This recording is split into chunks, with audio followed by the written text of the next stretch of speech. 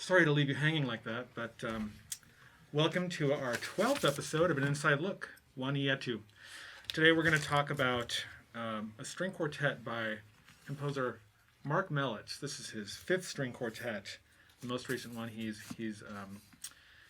completed, and we're going to really dive in. So, welcome.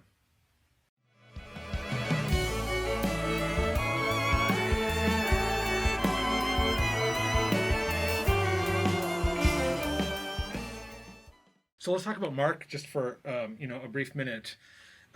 We've known Marc for quite a few years. We met him at the Charlotte New Music Festival, played a lot of his music, and he's a composer based out of Chicago. I believe he teaches at the University of Illinois at Chicago, and he has so much music out there. A lot of, obviously, the stuff I know is mostly the chamber music, but he has orchestral music and film scores, and if you look him up, really, there's a lot of great music out there. One of the first things that we talked about when I interviewed him was the title of this string quartet, Waníyetu. So let's hear what he has to say. So Waníyetu means winter in the Lakota, which is also called Dakota, Native American language. I wrote this piece during the winter, I think it was 2014, 2015 or 2013, 2014, which was a real nasty winter. And, in Chicago, winters are really not so bad. We lived in upstate New York where we were just used to so much snow, like in Syracuse, New York, where we moved from. And then we moved here and we're like, man, Chicago was easy. There's like nothing. And then we got hit that particular year, and like just when they caught us off guard. So I wrote it in the dead of wintertime. So the music itself, this piece has a lot to do with that. My studio overlooks a typical alley in Chicago, which can be amazingly beautiful in the wintertime. It's amazing where beauty can actually be, even in an alley. When everything is covered with snow, it goes from this sort of ugly looking typical alley to sort of this winter magical wonderland. That was my view all winter long. Wow. So the music itself was like sort of pristine in that sense, if you can picture, and this kind of quiet alley covered in snow. It's fun to know that he wrote it there. That's what he was looking at, and I know what he means. That snow can make something mundane absolutely sparkle and magical. Especially like in this area, right? Pittsburgh. I often think once everything dies, the days that there are a lot of snow, I'm just, wow, this is stunningly beautiful. And the moment the snow melts, I'm like, oh no. I may know the particular winter that he's talking about because I was in Chicago in 2012, and it was an insane amount of snow, and it was the first whiteout that I had ever been in. And so going out into it, I actually needed goggles because the wind was blowing the snow. It felt like sand in your face. So I needed goggles.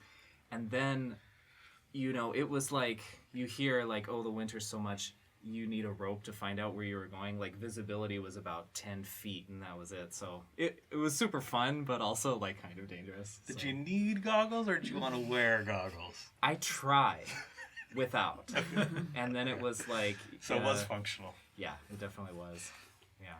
He mentioned the Dakota tribe, their Lakota tribe, which we grew up, in that area. Yeah, very near. And,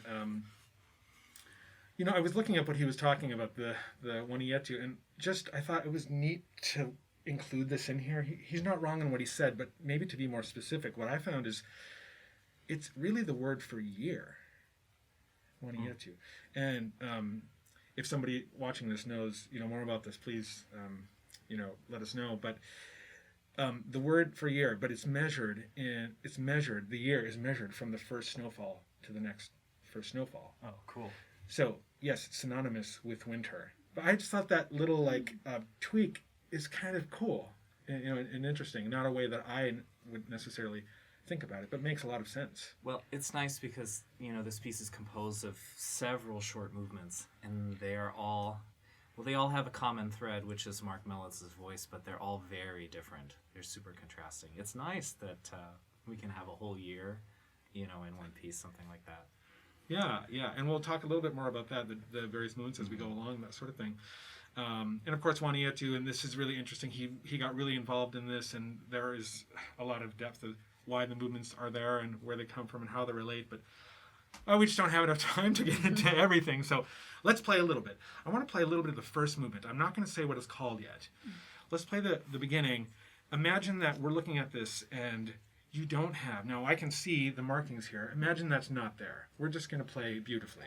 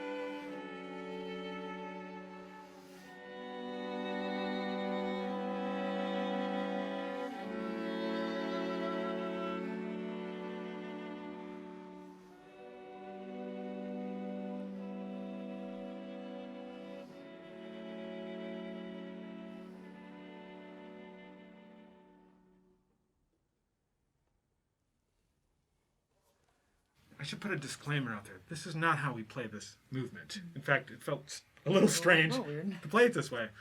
It's not to say that you couldn't. I mean, I guess in some ways I do find it appealing and it's pretty and you get to sink in, and I threw in a few slides and self-indulgent moments. But what's wrong with this to the three of you? Like, why don't we play it this way? Am I allowed to know what's on the page? Yes. Well, the marking that Marc has given us is clear winter. And a little bit of what he was talking about of his snow-colored alley, this is pretty active. It's not, it's hard on the sleeve, it's very beautiful, it's very singing. But it's a lot less of a landscape. It's a lot less of something that's peaceful. It's a little less A Christmas Carol, early in the morning. So I'm missing the Baron. It's a little too full and I don't know, fire a crackling. Would you think of a different season for what we played?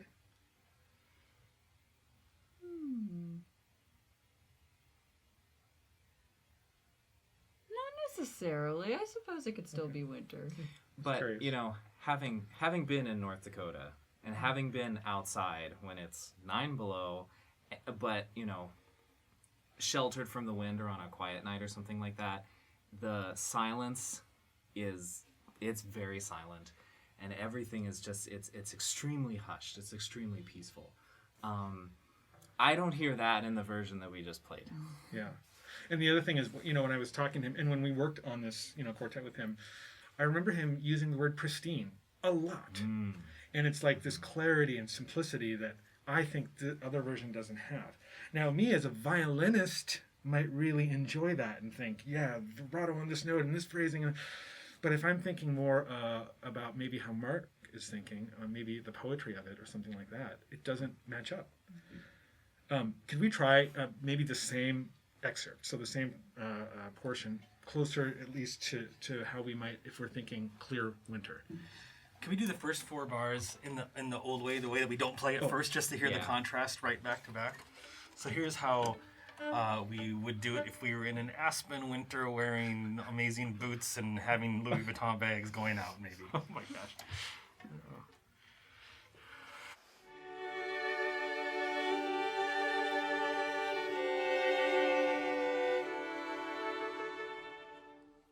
And now, like you said, with all of these things taken into account, that's on the page. Okay.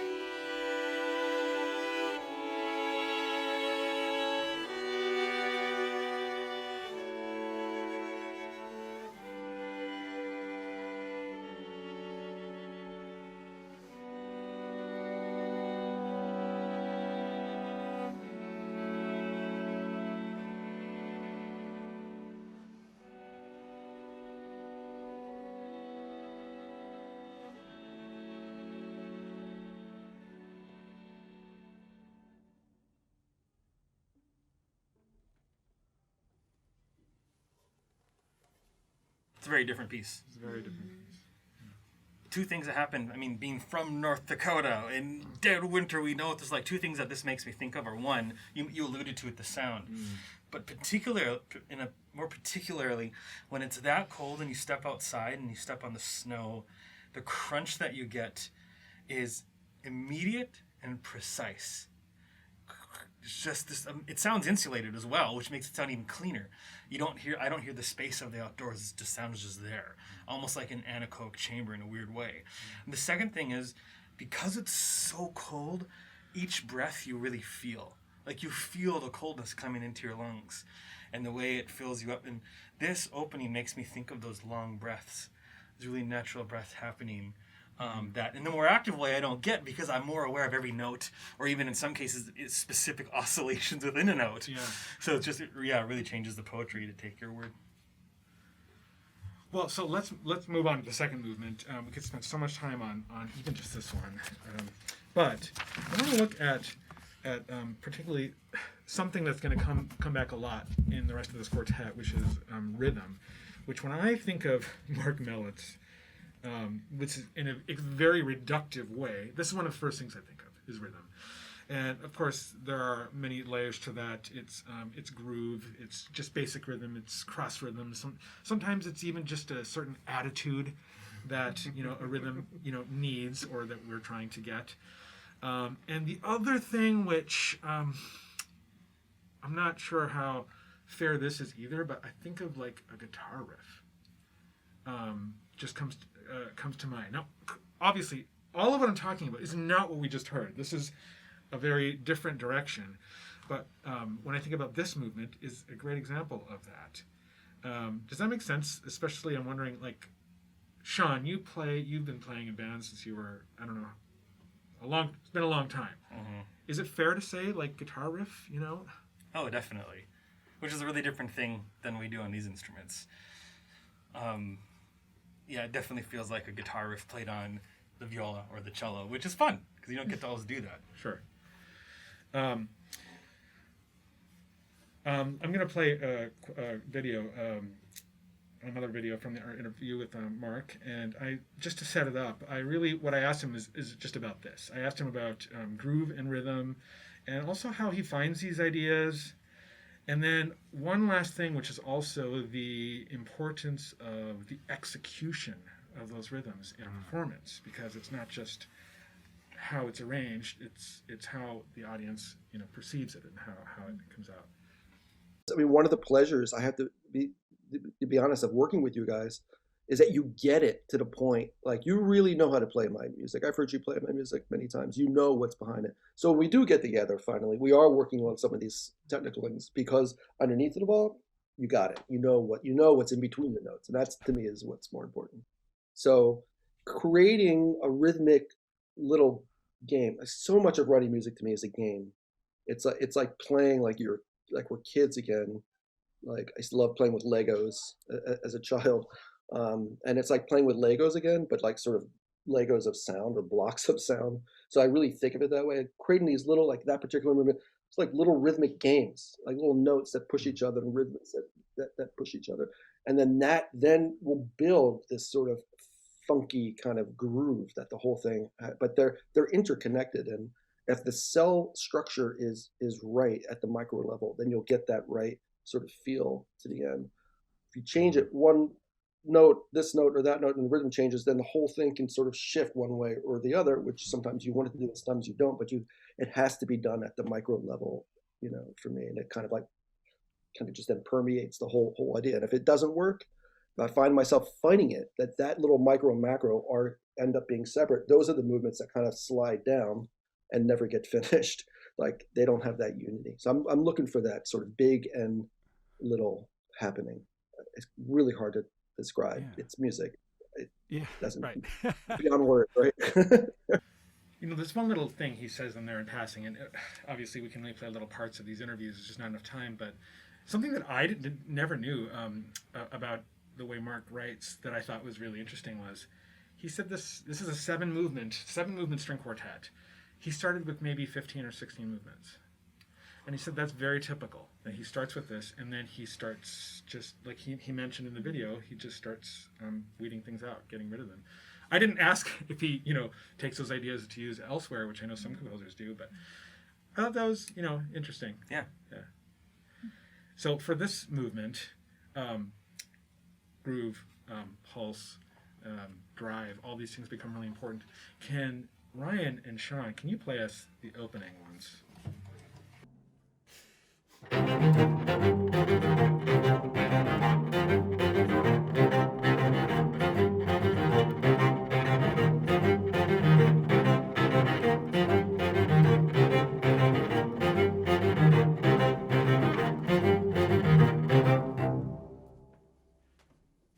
That makes me think of a guitar riff. Oh, totally, yeah. Yeah. Does Mark play like some band instrument, or does he have like that kind of background? I'm ashamed to say I don't know, and I've never asked. Okay. It didn't occur to me, but yeah, I don't know.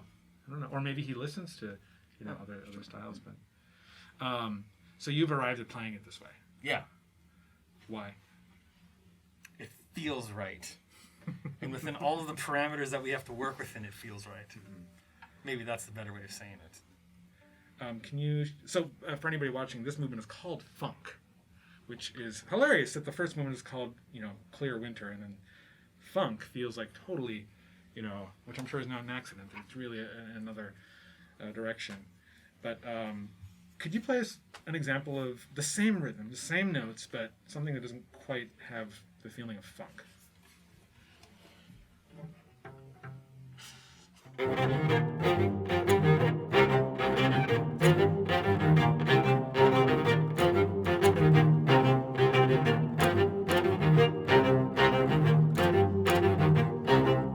about another way?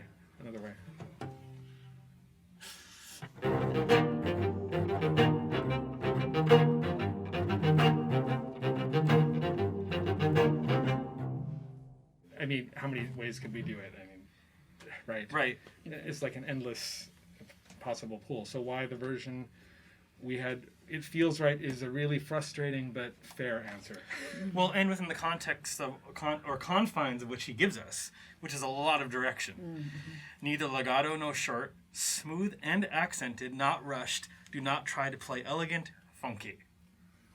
Yes, that's a mouthful. Some of those are you could say some of those are in a way contradictory. And I think that's fine. What it really does is it makes you have to find a specific way to play it. Like, for instance, he says smooth and accented. Mm-hmm. Well, that to me means, smooth means, okay, where are the accents going to go? But you want it accented. Well, that to me means everything's accented. Mm-hmm. Like, everything has a sense of, and that also ties to me, makes you think that, okay, we have our fuzz pedal here, we've got our stance, drums are about to come in, but first we come in, and this is where that whole riff idea, I think, really makes sense.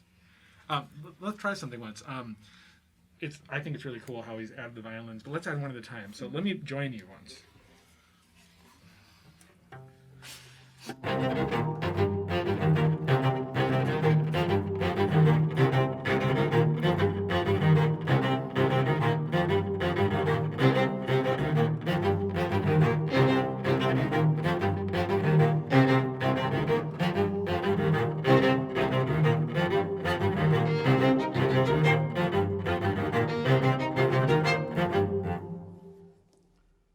It's fine as it is, right? I mean, it's catchy. It's like, oh, cool, this is...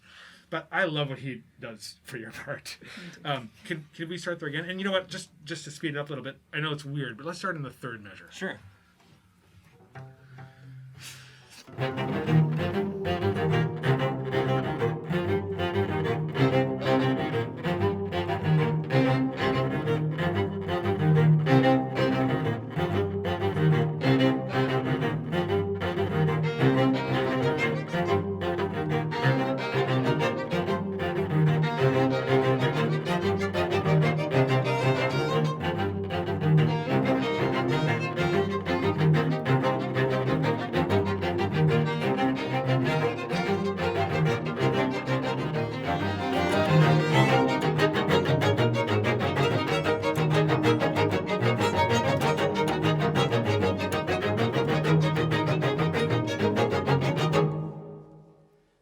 And it keeps going.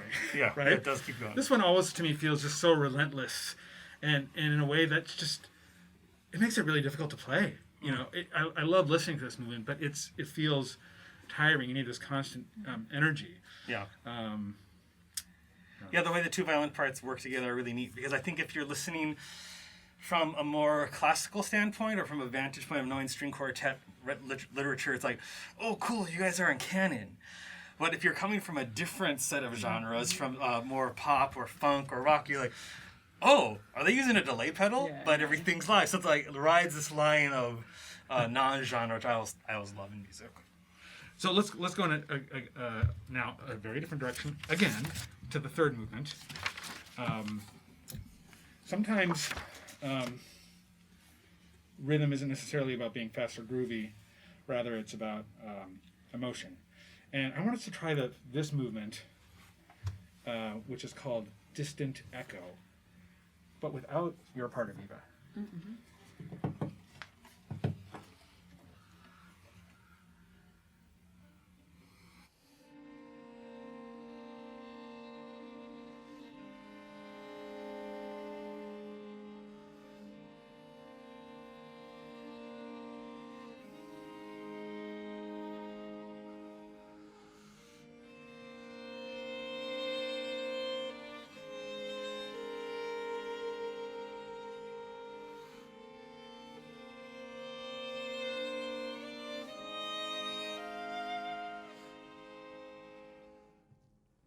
So rhythmically,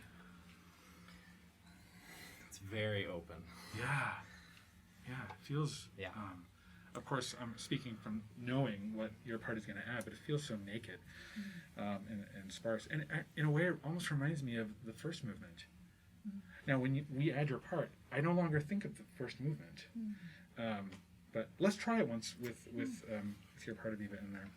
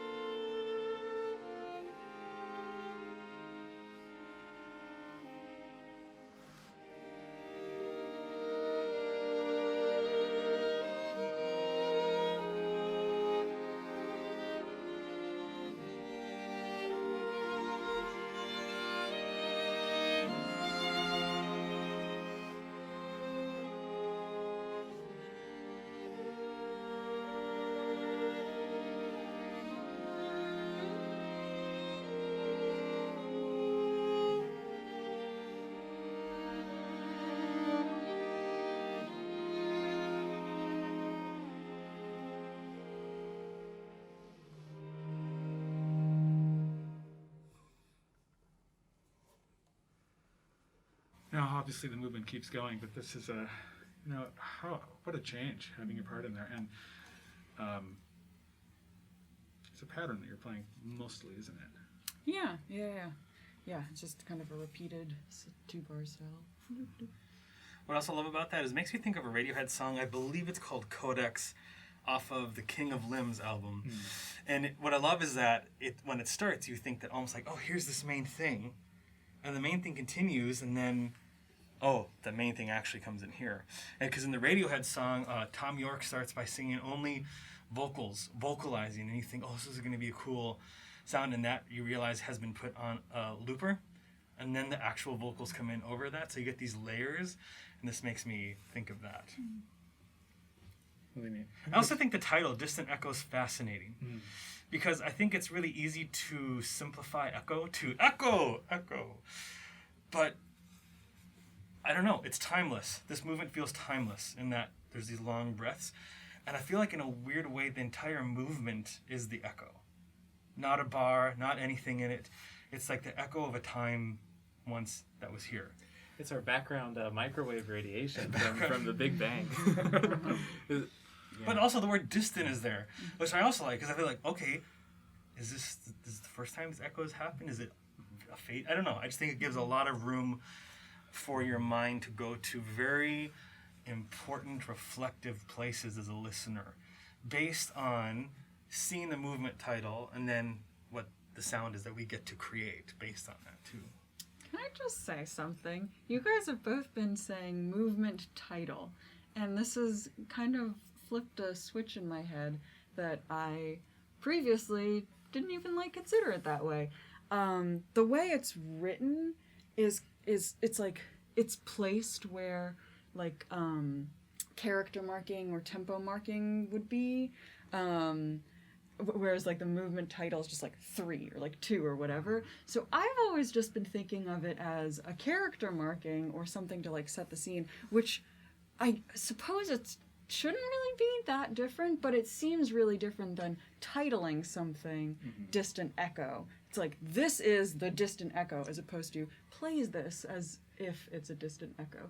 I don't know, maybe subtle difference, but it's just something that you guys have both said it in that particular way, and I don't know, it kind of changes things. I know what you mean. It can definitely have a different feel. I will say in the score, on the first page, he says each movement should be listed as the title. Yep, exactly. He literally puts movement 1 should be listed as, and he puts the one that we see as the movement title, and then he writes clear winter, etc., etc. But yeah, it's curious he doesn't mark it that way here. Let's take a look at another. So we've talked about rhythm in terms of groove. We've talked about rhythm in terms of a basic motion. In this case, this is the 4th movement now. I think of this as rhythm, using rhythm to throw you off, give you the unexpected. Is that fair? And yeah, exactly. It's you get into the motion of, oh, this is what this is going to be about, and then all of a sudden something happens, and you think, wait, that's not what I was expecting. So maybe can we hear just those first 2 bars with all the repeats? Just those 2.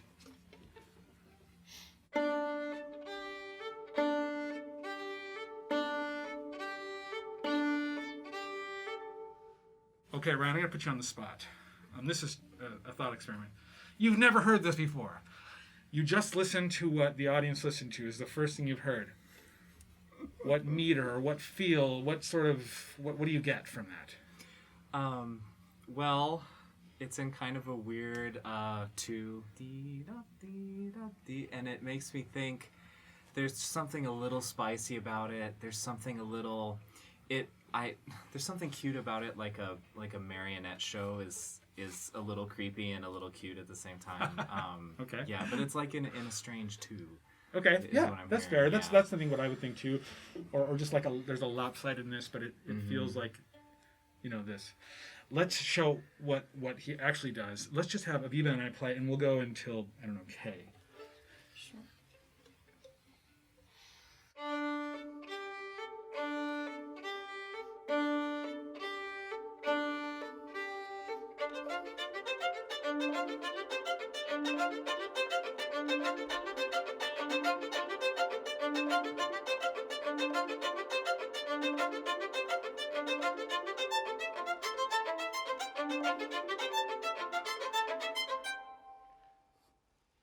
You are simultaneously all and none time signature.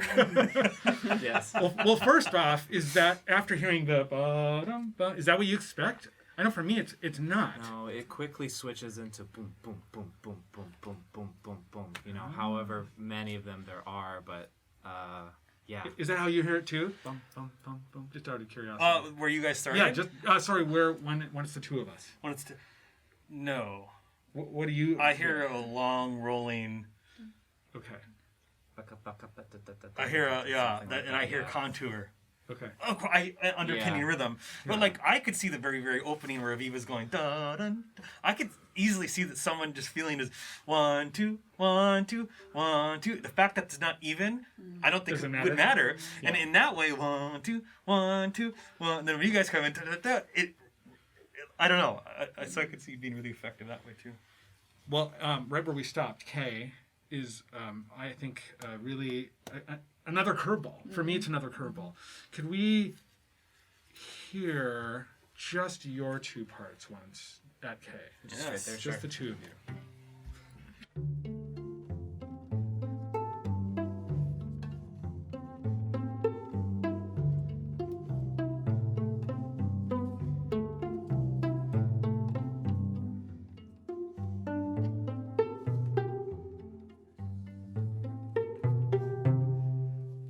It's really neat. I mean, right away, I just hear, I hear just a simple 5.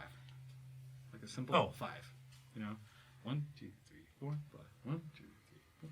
You can maybe hear groups of, smaller groups. 1 2 3 1. 1 2 3 1. Probably different ways you could do it. But again, yet another way. Let's play this movement once. Let's go until, I don't know, 23 or something like that. So we get a bigger picture of how these things combine. And I think it's so neat. For anybody listening, once the cello comes in and the viola, this rhythm we just heard, how does the feel change? Just to be clear, we don't change meter there. Nobody changes meters. It's still in 5/4. It just has the feel changes quite a bit. We're not even changing note values Oh, at that point. It's the same note value, it's just different placement. Okay.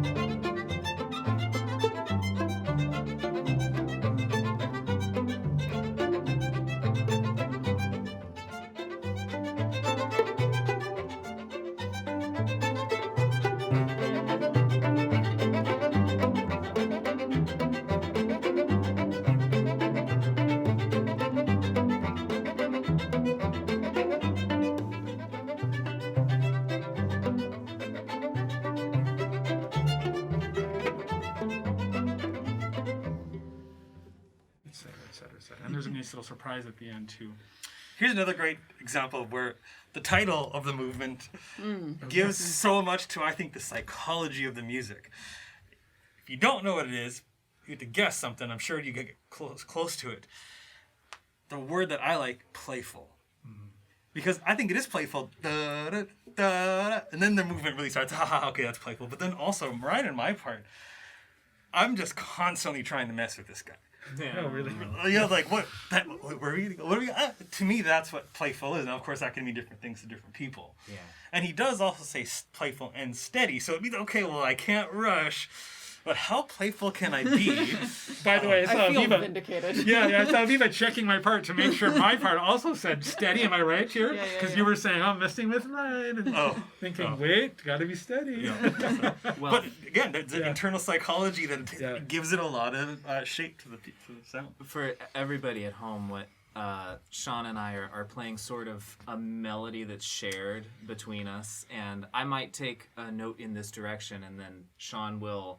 You play finish your sentences game, and then somebody takes it a different Sandwiches. way. Sorry. Sure, to sandwiches, which are delicious, but you still have to make sense with it. So I might have been planning to do this with my note that's coming up, but then I hear Sean get a little softer. Get a pickle Oh, instead and of- that turns it so. To ham. What? I'm just, You're doing a very bad job. is this stuff? So anyways, I think maybe even if you're listening, you can see there's to me there is like that Marc Mellits language we were talking about earlier. I actually said it to him in the interview. I said something to the effect of, if I heard a piece of music of yours on the radio and I had not heard it before, I think there's a good chance I would know it was yours. And here's what he had to say. I'm really glad you said that. I don't think about it. Style is something I'm not interested in. I write my music and it comes out the way it is. So I'm not thinking about anything stylistically when I write music. So it's as pure as it can be. And I think like every piece I write is very different from the piece before. So if I write like it's a new world for me. It's you start from scratch. Like every time you start something, it's just like this scary blank staff, and it's totally new for me, from my perspective. Absolutely new. You do rest on certain techniques that that are sort of become part of your DNA, but ideally, it's totally new, and every piece is a whole new world, and the next piece is a whole new world. Then someone will tell you. I had someone who heard music of mine who I knew a long time ago, back in college even, and then 10, 20 years later, she heard something of mine, and she was there, and she came up to me and she said, when I heard that, I didn't have to look at the program because I knew it was yours. And I was like, what? What? No, it's so different. It's completely different. That is not true. And then if you think about it, actually, maybe there's a certain thing in it. So, we try to be different, but the reality is you can't escape yourself. And if you try to escape yourself, the music will show that. So you have to stay true to yourself. But to me, it's all very new. But it's all new. It's all a new shade of the same color. Maybe I don't know. But if I'm deep in that color, I'm deep in that world. So I think it's very new. But I do like the fact that people identify it. I'm okay with that. Like I really am. But the important thing to remember is I'm not trying to write into any particular style. It really is just coming out that way naturally. As hard as I try not to. There it is. Sure. So let's look at the fifth movement now. Fifth movement. The title is very simple. It just says smooth. And let's play the whole thing. So, the audience can hear a complete movement from this quartet.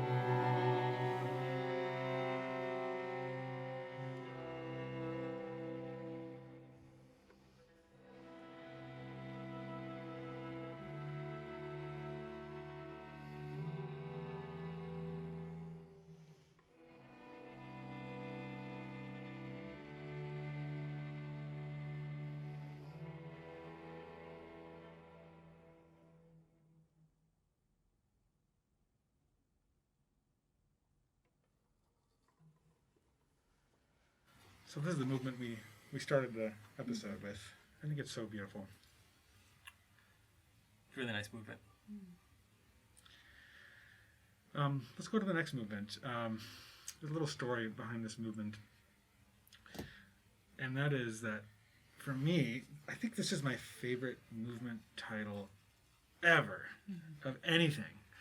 And it's called Energetic Eternal Polar Vortex. Yes. And it feels like it when you play it, doesn't it? Yeah. Oh boy. You know, I just, way before I knew what this quartet was about, and with winter, and especially that winter, that sort of thing, I just remember imagining, how did he come up with this title? This seems so, something unique, and also, effective, because I remember it. If anybody were to ask me my favorite movement title, this would be it, just like that. And so if that's effective, then this is effective. And of course, he's talking about that storm, which I remember seeing on the news, Eternal Polar Vortex. Let me just play what Marc says about this. There was that vortex that year, if you remember, like that's what they were calling it, like this. And I had never heard that term before, polar vortex. And it was insanely cold. It was like Syracuse cold. It was like we were used to that. We had gotten used to that. We thought we were away from it, and then it hit us again. But we're like, okay, we can deal with this. You're from North Dakota, right? Or right? So that's right. Cold. Yes. We had no problem with it, but it was like, my God, this is what it's like, cold to your bone. Like I forgot, and it was just nasty. So that's why that very like chaka chaka chaka, like it just doesn't let go of you. It grabs you by the neck and like, okay, the next day it's over. No, it's not. It's still just holding on to you. And I wanted to write music that had that sort of this intensity, that this obsessive intensity that winter taught me to deal with. So we're not going to play this one live. We're always so limited by amount of rehearsals for these shows that are always in addition to the things that we're recording or performing and that sort of thing. And it's just one of those movements that requires a lot of work.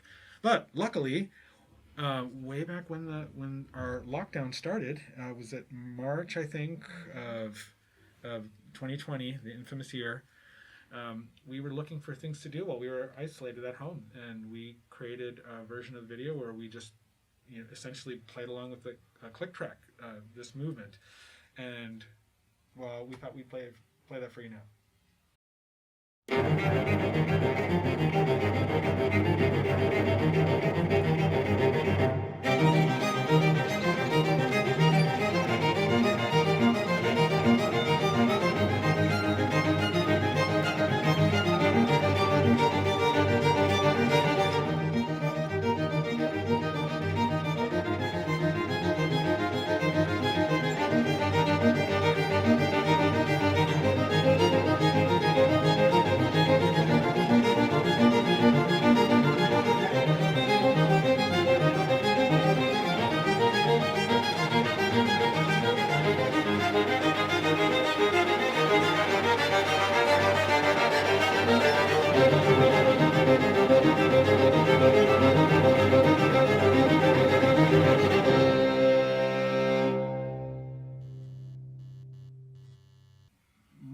I don't know if it's fair to say that's my favorite movement from this quartet, but it might be. I really like that movement. It's hugely intense. Yeah.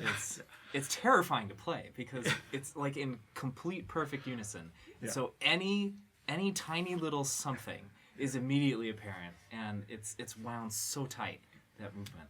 Yes. And it's so short. It's a minute long. It's Yes. It's just and it's a lot of work also. Well, that 1 minute is a lot of practice. Yep. But it's really effective. I love this piece. It does bring up this question of how do you come up with it? What is it like to write for the string quartet? It seems like anytime I talk to a living composer about writing for string quartet, one of the topics that comes up is that it is scary to write for the string quartet, and it's difficult and daunting, and maybe that's self-imposed, maybe that's just true because it's difficult, but I thought that was an interesting part of our conversation. I thought you need to hear what Marc has to say. It's daunting. So the string quartet, that is, if composers throughout history, that's the one medium where I think people really speak because it's an intimate group. You write orchestra music, a lot of people are going to be hearing it. You write this, you write that. But the string quartet, I think all composers in time have tried, like, we're putting our best foot forward. This is it, right? And there's been every composer tends to be most forward or their most progressive music or the most interesting music in some ways tends to be string quartets. Beethoven was a great example. Even Mozart is a great example. Haydn, look at Haydn's string quartets compared to, although his piano music too was very innovative, I have to say, compared to his symphonies. I mean, they're very different and they're much more innovative, right? And I think composers felt like they had this medium to do, that they can do that with the string quartet. But then that becomes this daunting task when you sit down to write a string quartet. Like, shit. I mean, look, Bartok. The Bartok quartets changed string quartet writing forever. So how do you write anything after those 6 quartets? Like, So for sure, it's definitely a challenge in that sense. But on the flip side, I love writing for strings. I love writing for string quartet. It's so intimate, it's so expressive, and you can do so much with it that a lot of times for me, it's kind of a perfect medium. Sounds familiar. I've heard a lot of composers say that. Well, let's close out this string quartet. This is the 7th movement. It's called Aggressive. And this is another element we haven't really touched on about rhythm that I see Marc using quite often, and that is the idea of cross rhythms. So you maybe have a certain rhythm going on in one part and then another going in another, and your brain can sort of travel between the two as you wish. You might hear it quite differently, and I love when composers do this. I love when bands do this, or, in general, I just really like this sort of thing. But let's really make it obvious. Let's play the first 4 measures only.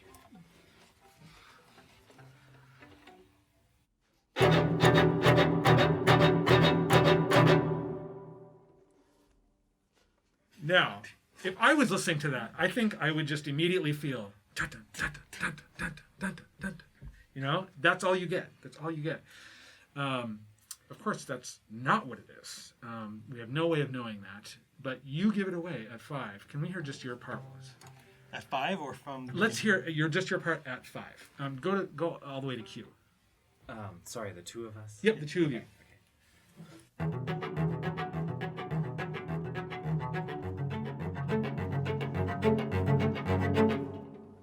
Yeah, now we are in the same meter here, or we're going to be in the same meter against each other.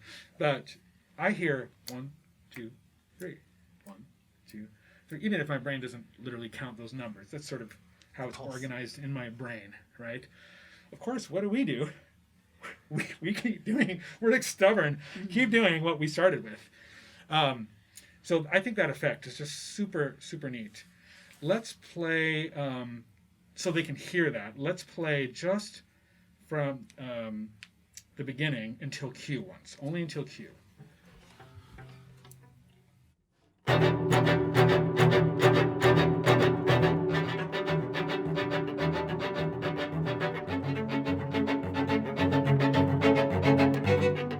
So for anybody listening, if you notice, you sort of have this mental decision of, do you continue with the viva and I? You could do that. We don't change our rhythm. Or you could sort of dip over here and, or it's the combination of the two create yet a third thing that is neither of these things on their own, which I think is so neat. It's one of the reasons I love stuff like this. Anybody have any thoughts on this sort of thing? We want you to come over to the dark side. Embrace it. Yeah. And we're, of course, resisting. We're trying to resist, right? Well, of course, when we play, we can't do what might be some flavor that feels nice in 3 if you guys are playing in 2, because they just don't go together so well. So when we play it, we have to hold both kinds of rhythm in our head, like in this balance, so that it all works. For me, this is we do too. I would think so, because it's like the horizontal versus vertical. You have the two feels, da-da, da-da, da-da, da-da, against, but then if we think of it this way, all of our eighth notes are ideally lining up. Yeah. So for my part, for instance, I'm always on offbeats, 1, da-da, da-da, da-da. That means every other beat, I'm lining up with you guys, or I'm starting off of a note with you guys. And I actually try to get to the point where I can hear it that way. And I'm trusting that the cross rhythms, as on the page, are getting exactly what you're showing to the listener. But for us to play it as a string quartet, I know that it's going to be more effective if I can hear it so that all of our vertical notes are lining up. And that is a trip unto itself. You know, Sure. So as a listener, I love this movement. As a player, I love it, but for a completely different thing. That's interesting. Yeah.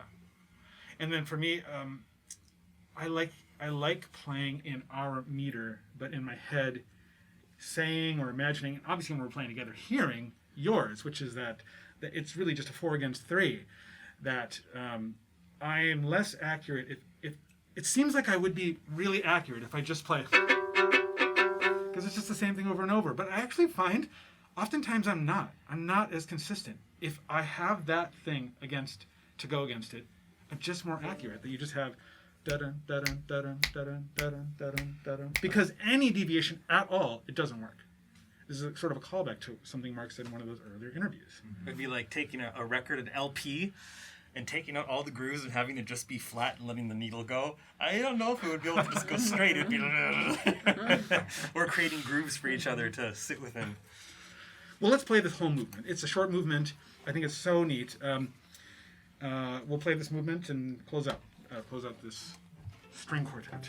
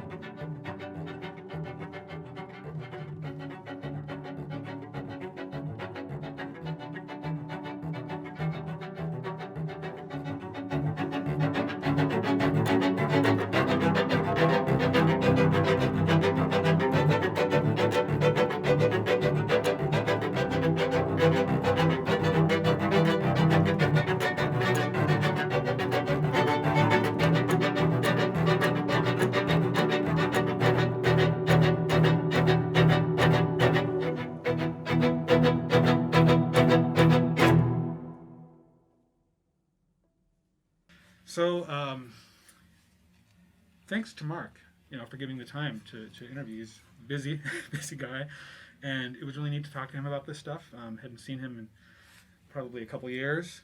For anybody watching, we're doing this each week. This is our third series.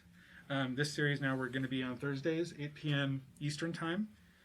And every episode will be different. What's next week's episode? Next week we are diving into the world of, as Ron Burgundy would say, jazz. Oh. Or jazz. Okay. Well, that'll be fun. Check us out on Facebook, Instagram, SoundCloud, website. YouTube. YouTube. You know the drill, all of that stuff. MySpace. Oh, we don't have a No. MySpace. Friendster. Oh, we don't have a Friendster. Yeah, all that stuff really helps us, especially nowadays where we just have so many fewer concerts, at least for the foreseeable future. And then I just wanted to end this one a little differently than some of the other ones. And speaking of the pandemic, Marc and I were talking about this, and the question came up of, what's the point of this writing, and sort of the, what's the purpose? In the end, I'm just trying to communicate, right? I'm just trying to make art, and I'm just trying to communicate directly with an audience. And to me, as a composer, the players, and you've heard me say this before, I'm sure the players are an equal part of that. So, to me, art exists between three entities. So myself, you guys, and the audience. And we're all equal. We're all 1/3 of that experience of art. I can't do it alone. I'm just like 1/3 of it. And you can't do it alone. You're 1/3 of it. and an audience needs it. So like to me, that's, I kind of think of that balance of you know, of the three of us, right? So in this piece, like any other piece, it's really just about communication between, you know, putting it on the page through your hands and into their ears, and that kind of circle that kind of comes around is, to me, art, right? There's music and there's art. So that's kind of what I guess I'm trying to do in any piece I write, this one included.